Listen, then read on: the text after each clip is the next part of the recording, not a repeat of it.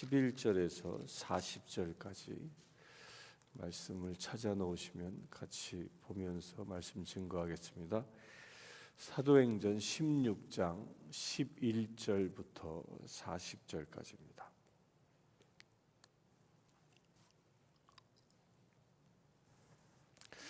우리는 지금 이제 바울의 2차 전도 여행을 보고 있는데요. 이 10절까지 16장 10절까지는 엄밀히 보면 이 바울이 이 누구를 대상으로 복음을 전하러 전도 여행을 했냐면 유대인들을 대상으로 복음을 전했습니다. 그래서 바울은 이 그 16장 10절까지는 늘 가는 곳마다 회당을 찾아갔고 그 회당에서 예배하는 유대인들에게 예수 그리스도의 복음을 증언했습니다. 그런데 우리 어저께 본 것처럼 이제 바울에게 하나님이 환상을 보이시고 마게도니아로 건너가라 말씀하시면서 이제 11절에 보면 이제 마게도니아로 건너갑니다. 우리가 드로아에서 배로 떠나 사모드라게로 직행하여 이튿날 네아폴리로 가고 되어져 있는데요. 여기에 지금 이 바울이 지금 바울의 일행들이 떠나고 있는 곳이 그 바울의 그 2차 전도 여행은 안디옥에서 출발해서 이 터키 반도를 거의 이 횡단하고 있는 겁니다. 터키 반도의 중심을 이렇게 횡단합니다.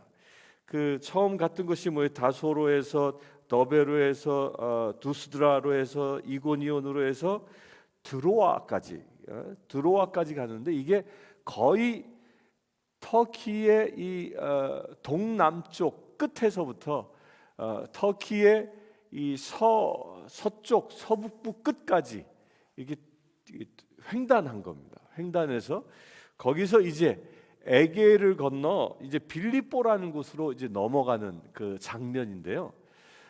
보통 그때 당시에 이 배로 드로아에서 이 네아폴리까지 이렇게 건너가는 데는 보통 약 한 5일 정도 소요되는 거리였다고 그럽니다. 닷새 걸리는 거리인데 오늘 말씀에 보면 이튿날, 이틀 만에 도착하는 기적을 봅니다. 그러니까 닷새 걸릴 거리를 이틀 안에 갔다. 이거 그때 당시에는 아주 파격적인 거죠. 바로 이렇게 짧게 갈 수 있었던 거, 물론 무슨 바람이 불어서 뭐 여러 가지 조건들이 되었겠지만 저는 이 말씀을 보면서 이런 생각을 합니다. 3번씩이나 바울에게 이 사인을 줘서 이 마게도니아로 건너가게 하시는 그 하나님의 그 바쁜 마음을 보여준 게 아닌가. 그러니까 이때 당시에는 배는 주로 노를 젓고 또 돛을 달아서 가고 있었는데 노를 저어서 갈 수 있는 노의 힘만을 가지고는 이 닷새 걸리는 거리지만 하나님이 바람을 불게 하셔서 밀어버리신 거죠. 그냥 그 배를 그냥 확 밀어버렸다라는 생각을 하게 됩니다. 얼마나 하나님이 이 마게도니아 그 미전도 종족들에 대하여 얼마나 그 바쁜 마음을 가지고 있었는지를 살펴볼 수 있습니다. 또한 이 드로아로에서 이제 출발한 이 바울의 전도 여행단이 누구죠?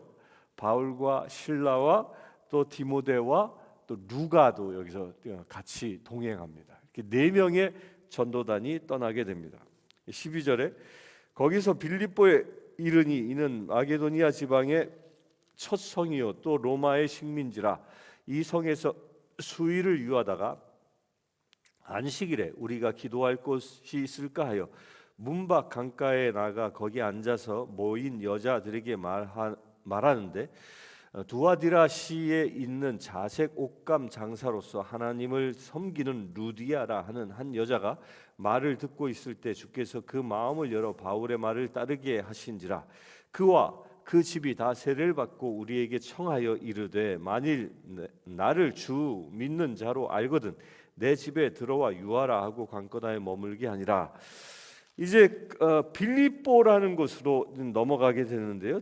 빌립보는 이 마게도니아 지방의 아주 큰 도시였습니다. 이 빌립보라는 도시는 이 알렉산더 대왕의 그 아버지가 세웠던 도시라고 전해지는 곳입니다. 굉장히 큰 도시였는데 그곳에서 수의를 이유하며, 그러니까 여기서 수의를 이유하며라고 했는데 아무것도 안 한 것처럼 보여집니다. 사실 지금 이 전도 여행은 뭐예요? 맨 땅에 헤딩하는 거와 같지 않습니까? 거기에 누구 지인이 있어서 간 것도 아니고, 보통 요즘은 이 선교 여행을 교회에서 이렇게 간다 그러면 현지에 있는 선교사하고 이렇게 매칭을 해서 그 현지 있는 선교사가 이 선교 프로그램들을 만들어 놓고 이제 우리가 가면 이제 영접해주고 선교할 수 있도록 도와주는데, 여기는 전혀 그런 게 없는 겁니다. 아무도 없는 곳에 그냥 가는 거예요. 아무도 없는 곳에. 그러니까 아무도 없는 곳에 그냥 가서 아무것도 할 수 없었던 상황을 12절에 그렇게 표현하고 있는 겁니다. 그러다가 이제 안식일이 돼요. 우리가 기도할 것이 있을까 하고 문밖 강가에 나가는 일이 일어납니다. 이 이야기 무엇을 의미하냐면요, 이 빌립보에는 유대인들의 회당이 없었다라는 겁니다. 유대인들 회당이 없었기 때문에 그때 당시에 유대인들은 회당이 없는 곳에 가서 안식일을 맞이하면 주로 기도했던 그런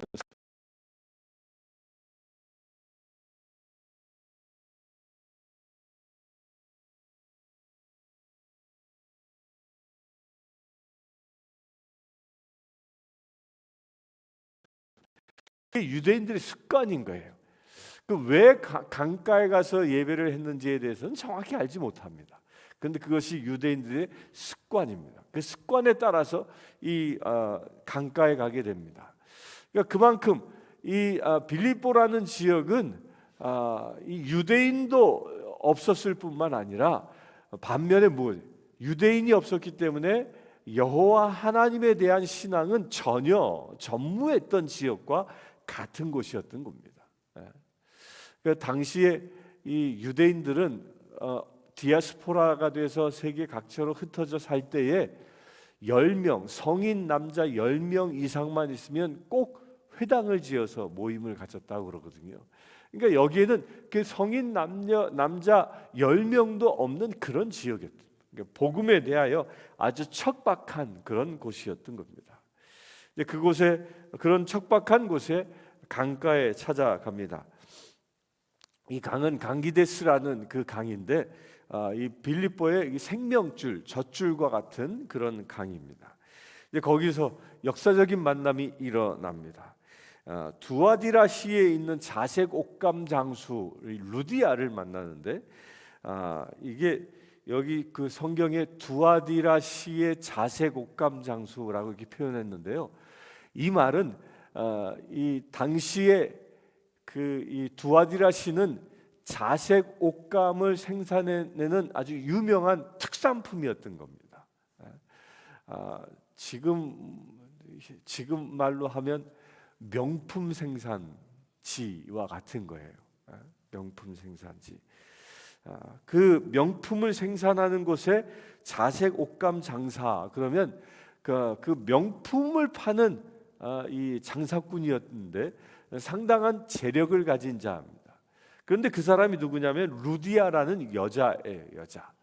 여기서 루디아는요 원래 본래의 이름이 아닙니다. 이게 이 루디아의 이름에 대해서는 정확히 알려진 바가 없어요. 루디아는 이름이 아니라 뭐냐면 우리 한국시로 얘기하면 이런 거예요. 수원댁, 원주댁, 나주댁, 이렇게 그 사람이 시집 온 동네, 그 사람의 고향 이름을 붙여서 이름처럼 부르잖아요. 그런 거예요. 이 루디아라는 것은 고대 왕국이 세워졌던 이 마게도니아 지역의 한 지명 이름이었던 거예요. 지명 이름. 그러니까 그런 이름도 없이, 이름도 기록되어져 있지 않지만 그 루디아라 불리는 그 사람을 만나게 되고 그에게 복음을 전하게 되고, 그가 복음을 영접하는 이 마게도니아에서 첫 복음을 영접하는 자가 탄생합니다.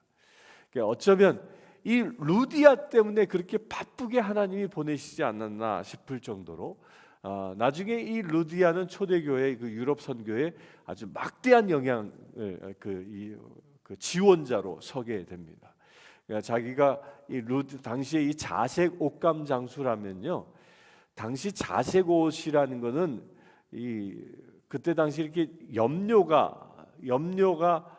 염료로 썼던 것들이 다 천연 염료였잖아요. 꽃에서 이렇게 추출한다거나 천연 염료를 썼는데 자색 염료를 생산하는데 굉장히 어렵다고 합니다. 그러니까 자색 옷은 그때 당시에도 최상위 귀족들만, 아주 부자들만 입었던 옷이 자색 옷이었어요. 따라서 이 루디아는 그만큼 막대한 재력이 있었던 사람이었다는 겁니다. 그 재력을 이 루디아가 나중에 이 선교단들의 후원을 감당하는 자로 쓰임 받게 됩니다. 그런 루디아가 복음을 듣자마자 말씀에 보면 그와 그 집이 다 세례를 받는, 루디아만이 아니라 그 집안에 있는 모든 사람들이 다 세례를 받았다. 그러니까 여기서 다라고 표현하고 있는 건 루디아의 가족뿐만 아니라 그 루디아와 함께 살고 있는 모든 종들까지도 포함되는 이야기입니다. 그러니까 함께 살고 있는 종들까지도 모두 다 세례받고 구원받는 일이 일어난 겁니다. 그러니까 이 복음이 전해지는 이 일은요, 이 마게도니아에 가서도 신분의 장벽을 뛰어넘어서 복음이 전해지고 있다는 겁니다. 신분의 장벽을. 그래서 이 복음은 어떻게 전해집니까? 복음은 이런 부분을 이렇게 설명하죠. 사도 바울은 끊임없이 하는 게 주인, 종, 자유인, 또 부자나 가난한 자나 많이 배운 자나 그렇지 않은 자나 이렇게 설명하고 있는 것이, 복음은 신분의 벽을 뛰어넘어야 한다는 겁니다. 그렇게 신분의 벽을 뛰어넘어 모든 이들이 이 영접해야 할 것이 바로 복음이라는 겁니다. 그러니까 복음 앞에서는 차별이 없는 것입니다. 이 얘기는 뭡니까? 하나님 앞에는 차별이 없는 것입니다. 우리가 이런 견지로 세상을, 구원받은 자라면 이런 견지로 세상을 볼 수 있어야 합니다. 그러니까 바울이 그 전도단들이 이 루디아의 집에 갔을 때 신분을 뛰어넘어 모든 가족들에게 복음을 전했고 그들에게 세례를 베푸는 겁니다. 우리도 그런 시각을 가져야 합니다. 우리가 세상에 나가 복음을 전할 때 내가 좋고 싫고, 저 사람은 많이 가져서, 저 사람 많이 배워서, 저 사람은 뭔가 많은 달란트가 있어서 그래서 복음을 전하는 게 아니라 이유는 단 한 가지라는 거예요. 사람이기 때문에. 그 사람이 죄인이든 악한 자든 관계없는 겁니다. 이 복음을 전해야 할 이유는 단 하나, 그가 숨을 쉬고 있는, 살아있는 사람이기 때문에 복음을 전할 수 있어야 합니다. 인종의 벽을 넘어, 신분의 벽을 넘어 복음을 전할 수 있게 되길 바랍니다. 그렇게 복음을 받아들인 그 루디아, 얼마나 기쁨이 컸으면 이 루디아는 내 집에 들어와 유하라 하고 강권하고 머물게 하니라. 물론 그때 당시 부자였으니까 방도 많았겠지요. 방도 많았겠지만 요 사건은, 말씀은 한 날에 이루어진 겁니다. 한 날에 그 강기데스 강가에서 바울이 루디아를 만나고 그 집에 가서 복음을 전하고 다 세례를 베풀고 한 날에 이루어진 일인 거예요. 한 날에 이루어졌는데 루디아도 참 대단합니다. 그렇게 세례를 받고 감동이 얼마나 컸으면 자기 집에 다 초청해서 머물게 하는 것. 은혜가 임하면요, 은혜로운 집은 자기 집을 오픈합니다. 그래서 그 집을 오픈해서 함께 그것이 예배 처소되게 만드는 것이 은혜 받은 자의 모습입니다. 여러분들의 가정도 그렇게 오픈할 수 있게 되길 바랍니다. 16절에 우리가 기도하는 곳에 가다가 점치는 귀신 들린 여종 하나를 만나니 점으로 그 주인에게 큰 이익을 주는 자라. 그가 바울과 우리를 따라와 소리질러 이르되 이 사람들은 지극히 높은 하나님의 종으로서 구원의 길을 너희에게 전하는 자라 하며 이렇게 이야기하고 있는데, 여기서 이제 그렇게 루디아 집에 머물고 있는 바울과 우리가 기도하는 곳에 이제 그렇게 머물면서 기도 처소로 나갑니다. 그러니까 기도 처소가 어디예요? 강가예요. 강가. 그 강가에 가는데 놀랍게도 점치는 귀신 들린 자가 그 여인이 이 바울 일행을 알아보는 거죠. 그러니까 알아보고 소리 지르면서 지극히 높은 하나님의 종으로서 구원의 길을 너에게 전하는 자라라고 바울을 줄줄줄 따라다니는 거예요. 그것도 한 번만 따라다니는 게 아니라 말씀해 보면 여러 날, 그러니까 바울이 가는 곳마다 막 그걸 뭐라고 해요? 파파라치라고 하나요? 바울이 가는 곳마다 그냥 쫓아다니는 거예요. 그냥 쫓아다니면서 그렇게 증언합니다. 그런데 이 예수님 복음서에도요, 귀신이 예수님을 증언하는 경우 있잖아요. 그런데 그 귀신이 증언하는 것에 대하여는 예수님이 그를 잠잠케 합니다. 그리고 쫓아버립니다. 오늘 말씀에서도 이 바울이 기도하러 가는 그 자리를 쫓아다니면서 이 귀신이 소리 지르면서 이 사람은 지극히 높은 하나님의 종으로 구원의 길을 너희에게 전하는 자라라고 이 선지자됨을 선포하는 겁니다. 그런데 어떻게 합니까? 바울이 그 귀신을 쫓아내버리죠. 이게 왜이냐면요, 귀신이 전하는 복음은 사람들로 하여금 받아들이지 아니하고 거부하게 만들기 때문입니다. 이게 귀신이 쓰는 책략인 거예요. 귀신조차도 복음을 증언하기 때문에 사람들이 거기에 대해 감동을 받고 나오는 게 아니라는 거예요. 귀신이 소리 지르면서 복음을 증언하면 저거 미친 사람이 하는 말처럼 곧 귀신 들린 자가 복음을 전하면 사람들로 하여금 거부감을 갖게 하고 그리하여 복음 전하는 것을 막게 만든다는 거예요. 그래서 복음은 귀신 들린 자가 전하는 것이 아니라는 겁니다. 복음은 누가 전합니까? 성령 충만한 사람이 전하는 것입니다. 그 사건으로 인하여 이 귀신 들린 자를 바울이 쫓아내죠.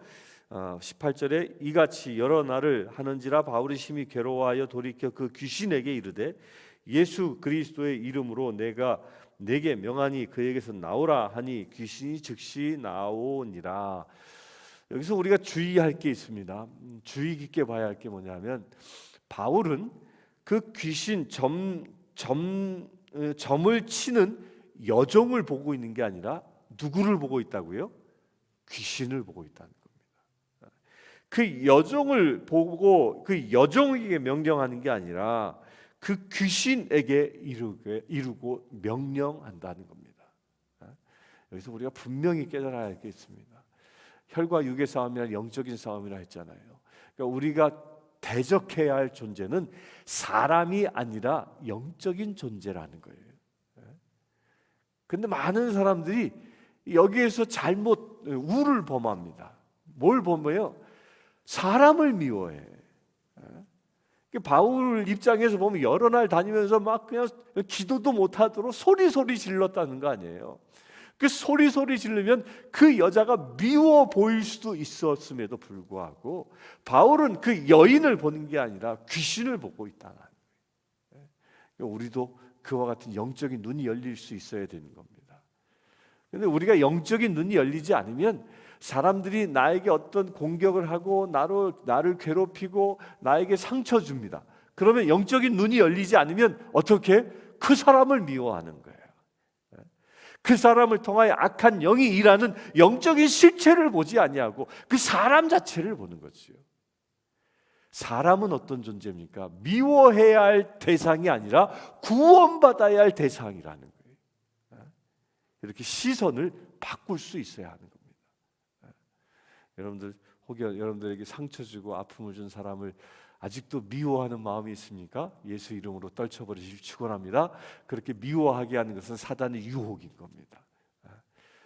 나를 그렇게 힘들게 했던 그 사람을 붙잡고 있었던 영적인 실체를 보고 그 영적인 실체를 떠나가라라고 명령해야 합니다. 그러면 그 사람이 돌아오게 되고 그러면서 관계가 회복되어지고 그 사람도 복음의 사람으로 구원받게 되어지는 것입니다. 이런 견지로 볼 수 있게 되길 바랍니다. 근데 사건이 일어나죠. 그렇게 떠나고 나자 여기서 보면 여종의 주인들은 계속 복수로 얘기합니다. 그러니까 이 귀신 들린 이 종의 주인이 여럿이 있었던 것 같아요. 그 주인들이 이제 종에게 귀신이 떠나고 나니까 그 영험이 사라지잖아요. 점을 칠 수가 없잖아요. 경제적인 손실이 생기자 이들이 이제 바울을 고발합니다. 근데 고발하는데 이 고발하는 제목을 보면 이렇습니다. 20절에 상관들 앞에 데리고 가서 말하되 이 사람들이 유대인인데 우리 성을 심히 요란하게 하여라고 얘기합니다. 좀 이상하지 않아요? 아니 이 사람들이 유대인들인데 내 여종이 영험한 점쟁이였는데 그 영험을 다 떨어뜨려 버렸다. 귀신을 쫓아버려 가지고 또 내가 이제 먹고 살 길이 막혔다. 이렇게 경제적인 이유로 고발하는 게 아니라 심히 요란하게 하여라고, 이 말은 뭐냐면 소동을 일으켰다라는 거예요. 당시 로마법에는 십자가형에 처하는 가장 강력한 이 범죄가, 중한 범죄가 이 소동을 일으키는 겁니다. 여기서 말하는 이 요란하게 하여라는 이 말은 이 로마 정부에 반하는 어떤 반역 행위를 했다라고 표현하고 있는 겁니다. 이게 고발자들의 모습입니다. 누군가를 고발하고 공격하고 상처 주는 사람들은요, 있는 그대로 사실 가지고 우리를 공격하지 않습니다. 이게 덧붙여서 뻥튀기 해서 우리를 모함하는 것이 이 사단이 하는 일입니다.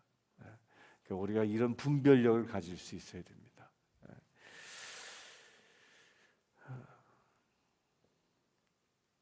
그러면서 로마 사람인 우리가 받지도 못하고 행하지도 못할 풍속을 전한다 하거늘, 그때 당시에는 이 빌립 성 그 입구에 지금도 그 유적으로 남아 있다고 하는데요. 그 입구에 큰 돌에다가 뭐라고 이렇게 써져 있냐면 로마 정부가 허용한 종교 외에는 전하지 못한다. 로마 정부가 정한 종교 외에는 빌립성에서는 어떤 종교도 정할 수 없는 그런 법령이 있었다고 합니다. 바로 그런 법령에 의하여 고발하기도 한 겁니다. 그러자 22절에 무리가 일제히 일어나 고발하니 상관들이 옷을 찢어 벗기고 매로 치라 하여 많이 친 후에 옥에 가두고 간수에게 명하여 든든히 지키라 하니, 저는 이 말씀 보면서요, 아니 기껏 그 마게도니아까지 그냥 하나님이 보내셔서 주시는 것이 매질이냐? 그 매질 당하기 위해서 여기에 보내신 거냐? 참 이게 사도 바울이 죽기 전까지 이런 매질을 3번 당한다고 기록하고 있죠. 3번 당합니다. 3번 당하는 그 첫 번째 매질입니다. 근데 이 매질도 뭐라고 표현했어요? 많이 친 후에 아주 혹독하게 때린 것 같습니다.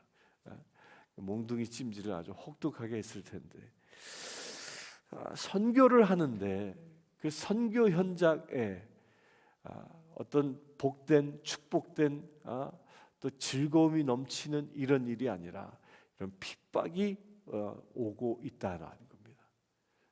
그런데 놀라운 건 사도 바울과 그 일행들은 그런 몽둥이 찜질을 당하는 그런 혹독한 핍박을 당했음에도 불구하고 그들이 옥에 갇힌 다음에 25절에 보면 한밤중에 바울과 실라가 기도하고 하나님을 찬송하여 죄수들이 듣더라. 그렇게 혹독하게 매질을 당한 바울은 옥에 갇힙니다. 근데 그때 당시 옥은 이 지하 감옥이에요. 지하 감옥. 빛도 없는 깜깜한 곳입니다. 그렇게 깜깜한 곳에 습한 그곳에 이 몸조차도 가눌 수 없는 그렇게 다 망가진 몸을 가지고 바울이 한 것이 뭐예요? 깜깜한 지옥과 같은 그 지하 감옥에서 하나님을 찬양하고 기도하더라. 저는 이 말씀을 묵상하면서 지옥과 같은 삶의 현장에서 그 지옥과 같은 삶의 현장에서 한탄하는 게 아니라 원망하는 게 아니라 그럼에도 불구하고 하나님을 찬양하는 바울과 실라의 그 위대한 믿음을 보게 됩니다. 우리도 그렇게 도전받읍시다. 우리가 살아가면서 이 바울과 실라처럼 고통받는 건 아니지 않습니까? 몽둥이 찜질이 아니라 누가 한 사람 뺨 하나 때리지 않잖아요. 그러나 우리가 살아가면서 어떤 역경이 와도 어떤 괴로움이 있어도 입을 열어 찬양할 수 없을 만큼 혹독한 고문을 당했어도 바울과 실라는 입을 열어 찬양하고 그 찬양의 소리를 그 캄캄한 지하 감옥에 있던 모든 죄수들이 듣게 되는 여기에 감동이 있지 않습니까? 이렇게 찬양이 감옥을 여는 역사를 일으키는 것입니다. 우리가 깨달아야 할 것이 있습니다. 고통과 역경에 있다면 그 역경 속에서 찬양해야 합니다. 우리가 하나님을 찬양하면 그 역경이 열리는 역사가 일어난다는 겁니다.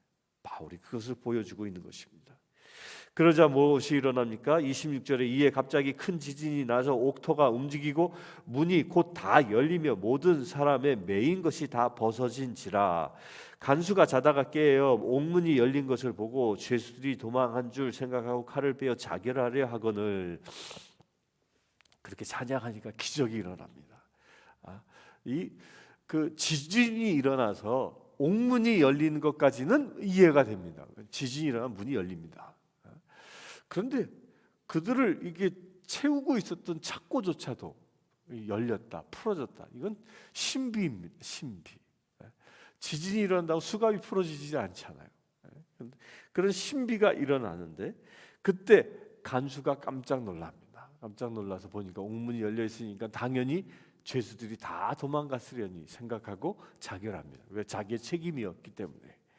그러자 28절에 바울이 크게 소리질러 이르되 내 몸을 상하지 말라 우리가 다 여기 있노라 하니. 자, 여기서 잘 보면 그 감옥에는 바울과 실라 외에도 다른 일반 죄수들이 있었습니다. 그런데 그 일반 죄수들조차도 옥문이 열렸고 여기 말씀 그대로 보면 사람의 매인 것이 다 벗겨졌다라고 얘기해요. 그러면 그 죄수들은 뛰쳐나가 도망가는 것이 상식인데 아무도 도망가지 않았다는 거예요. 아무도. 왜였을까? 저는 이런 생각을 해봅니다. 바울의 찬양과 그 기도 가운데 그들은 불법을 행하는 자로 남지 아니하고 그대로 있었다라는 거죠. 자기 하나의 이익을 취하고 나아가는 자가 아니라 그대로 은혜 가운데 있었다는 것. 우리도 은혜 가운데 있게 되길 바랍니다. 그러자 29절에 간수가 등불을 달라고 하여 뛰어들어가 무서워 떨며 바울과 실라 앞에 엎드리고. 자, 이제 입장이 바뀌었습니다. 이제 간수는 이 죄인들을 가두고 공격할 때에는 오히려 죄인들이 간수를 두려워하던 존재였죠. 그런데 이제 입장이 바뀌었어요. 간수가 오히려 이 바울과 실라 앞에 엎드리고 그리고 무서워 떨고 있습니다. 우리가 기도하면요, 우리를 핍박하는 자들이 오히려 무서워 떨며 우리 앞에 엎드리는 일이 일어날 줄 믿습니다. 그러자 30절에 그들을 데리고 나아가 이르되 선생들이여 내가 어떻게 하여야 구원을 받으리까 하거늘 이르되 주 예수를 믿으라 그러면 너와 내 집이 구원을 받으리라 하고 아주 유명한 구절이 여기 나오죠. 이 성구상의 기독교 백화점에 가면 꼭 있는 팻말입니다. 주 예수를 믿으라 그러면 너와 내 집이 구원을 얻으리라. 우리가 전도할 때 많이 쓰는 이야기죠. 여기에 이 표현은 이때 당시에 이 문화적인 배경을 담고 있기도 합니다. 그러니까 이때 당시는 주로 이제 대가족으로 모여 살았잖아요. 근데 그 중에 가족 가운데 한 사람이 예수를 믿게 되면 그 모두가 다 구원받는 역사가 일어납니다. 그러니까 아까 루디아의 예에서도 봤죠. 루디아가 예수를 영접하자 그 모든 집안 사람들이 세례를 받는 것처럼 여기 말씀에서도 이 간수가 예수를 영접하자 그 집안에 있는 32절에 주 말씀을 그 사람과 그 집에 있는 모든 사람에게 전하더라. 모든 가족이 구원받는 역사가 일어난다는 거죠. 그러니까 구원은 한 사람으로부터 시작해서 한 개인의 공동체까지 변화시키는 역사를 일으킨다는 겁니다. 그러니까 이 복음은요, 구원의 복음은 정체되지 않습니다. 한 사람이 영접하면 그 사람으로 인하여 그 사람이 속해 있는 모든 공동체가 구원되어지는 역사가 일어난다는 것입니다. 이것은 우리에게도 동일하게 적용되어지는 겁니다. 나를 하나님이 구원하셨습니까? 구원받았습니까? 구원받았다면 나를 통해서 내가 속한 모든 공동체가 구원되는 그 역사가 시작되고 있는 것입니다. 그것을 믿으시길 바랍니다. 33절 그 밤 그 시각에 간수가 그들을 데려다가 그 맞은 자리를 씻어주고 자기와 온 가족이 다 세례를 받은 후 그들을 데리고 자기 집에 올라가 음식을 차려주고 그와 온 집안이 하나님을 믿음으로 크게 기뻐하니라. 여기서도 바울을 어떻게 집으로 영접합니다. 루디아도 집으로 영접했고요. 이 간수도 집으로 영접합니다. 그리고 바로 루디아도 그 즉시 세례를 받았고요. 복음을 영접한 그 즉시 세례를 받았고 이 간수도 복음을 영접한 즉시 세례를 받습니다. 그러니까 세례를 받는 것은요, 조건이 하나라는 거예요. 복음을 받아들이면 세례 받을 수 있는 조건이 된다는 겁니다. 주의를 몇 주 이상 지켜야 된다 이런 게 아니라는 거예요. 내가 진정 누군가가 복음을 그대로 받아들여 예수 그리스도가 나의 구세주이십니다라는 이 사실을 믿음으로 고백하면 세례를 줄 수 있다는 겁니다. 이 다른 교단은 이 평신도가 이 세례를 줄 수 없습니다. 장로교, 침례교, 감리교 이런 곳에는 평신도는 세례권이 없어요. 그래서 평신도 선교사가 그 현장에 가면 세례를 주지 못해서 꼭 목사님을 초청해서 세례를 베풉니다. 그런데 우리 성공회는 달라요. 우리 성공회는 여러분들이 다 세례 줄 수 있습니다. 어떤 조건? 세례를 꼭 줘야 할 상황이 생기면. 제일 좋은 건 교회 모시고 와서 성도들과 더불어 이렇게 축하하는 가운데 세례를 주는 게 제일 좋아요. 그런데 그렇게 못할 상황이 생길 수 있잖아요. 누군가 병문안을 갔는데 임종 직전이야. 예수 그리스도의 복음을 전했습니다.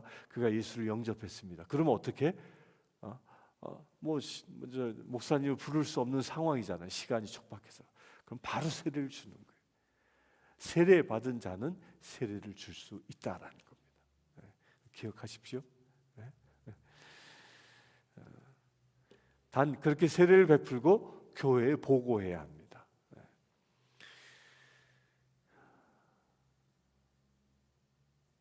그리고 나서 35절에 날이 새매 상관들이 부하를 보내어 이 사람들을 놓으라 하니 이제 풀려지는 역사가 일어납니다. 그리고 37절에 바울이 이르되 로마인인 우리를 죄도 정하지 아니하고 공중 앞에서 때리고 옥에 가두었다가 이제는 가만히 내보내고자 하느냐? 아니라 그들이 친히 와서 우리를 데리고 나가야 하리라. 이때서야 자신이 로마인임을 이게 말합니다. 그때 당시 로마인에겐 특권이 있었지요. 로마인은 재판을 받지 아니하고는 이 형벌을 받을 수 없었습니다. 심지어는 로마인에게는 어떤 권리까지 있었냐면 이 자기 지역의 총독이 행한 재판에 불복할 수도 있었습니다. 그 불복하여서 로마 황제에게 직접 재판을 청구할 수 있는 권리까지도 있었던 거예요. 또 이 로마 시민에게는요 어떤 권리가 있냐면 십자가형을 당하지 않습니다. 그러니까 살인, 죽어야 할 죄를 저지르면 가장 쉽게 죽는 방법으로 죽입니다. 그게 뭐냐면 목을 잘라 죽이는 거예요. 나중에 바울이 목이 잘려 죽이는 형벌을 당하게 되죠. 그러니까 그런 권리가 있었다라는 거예요. 그런 권리를 주장하자 상관들이 깜짝 놀라서 나와 이 사과하는 모습을 보입니다. 그리고 두 사람이 마지막 절 옥에서 나와 루디아의 집에 들어가서 형제들을 만나보고 위로하고 가니라. 이제 그 만신창이가 된 몸이지만 루디아 집에 돌아와 그들을 어떻게 위로합니다. 위로 받아야 할 사람 같은데 오히려 위로합니다. 그러니까 얼마나 큰 걱정을 하며 살았을까, 걱정을 하며 지냈을까 그 염려하는 마음이었겠죠. 그렇게 위로한다라는 거예요. 그러니까 복음 증거자는요 위로 받기보다는 위로하는 자입니다. 우리도 그렇게 되길 바랍니다. 오늘 하루를 살아가면서 우리 주변에 루디아처럼 간수처럼 귀신 들린 사람처럼 복음이 필요한 사람이 있는지 살펴보시고 그들에게 복음을 전하고 또한 내 주변에 위로받을 자가 있다면 위로하며 살아갈 수 있는 복된 날 되길 바랍니다. 찬송 300 잠시 기도하겠습니다. 주 아버지 하나님, 이 시간 감사하며 주님께 기도하기를 원합니다. 주님, 루디아처럼 또한 귀신 들린 여인처럼 또한 간수처럼 예수 그리스도로 인하여 구원받은 자 되기를 원합니다. 아니, 우리가 바울처럼 그들 구원하는 사역자로 서기를 원합니다. 위로자로 서기를 원합니다. 모든 역경을 넘어 주님 앞에 충성할 수 있는 믿음의 제 되기를 원합니다. 예수 그리스도의 이름으로 기도드리옵나이다. 아멘. 찬송가 430장, 새 찬송가 430장입니다.